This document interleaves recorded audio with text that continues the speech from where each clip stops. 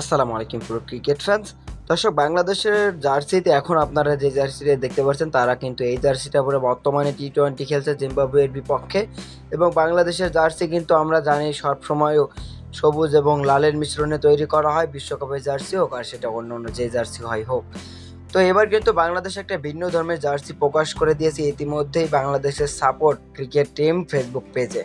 মূলত সেখানে কিন্তু বাংলাদেশ ক্রিকেট বোর্ড একটা ছবি পোস্ট করেছে, যেখানে টি-20 বিশ্বকাপের ট্রফির পাশে এই ছবিটি পোস্ট করা হয়েছে। এবং এই ছবিটিতে বাংলাদেশের জার্সি হয়েছে, সেখানে আমরা দেখতে পাচ্ছি লাল, সবুজ এবং হলুদ রয়েছে মাঝখানে। মূলত এবারই প্রথম কিন্তু বাংলাদেশের জার্সির মধ্যে হলুদ কালার ঢুকে গিয়েছে, আর যেটা অনেকেরই পছন্দ হয়েছে, এবার অনেকেরই কিন্তু পছন্দই হয়নি। কেননা লাল সবুজ জার্সির মধ্যে কিন্তু হলুদ কালারটা বেশ ফুটে উঠেছে। পার্সোনালি আমার কাছেও কিন্তু জার্সিটা বেশ ভালো লেগেছে। তো দর্শক, এই জার্সিটাই হয়তো বাংলাদেশ টি-20 বিশ্বকাপে পরে খেলবে, এবং টি-20 বিশ্বকাপে এমন একটা জার্সি পরে সবাইকে চমকে দেবে বাংলাদেশ ক্রিকেট দল। দর্শক, এই জার্সিটিকে আপনি 10-এ কত দিবেন অবশ্যই জানিয়ে দিতে পারেন আমাদের ভিডিওর কমেন্ট বক্সে।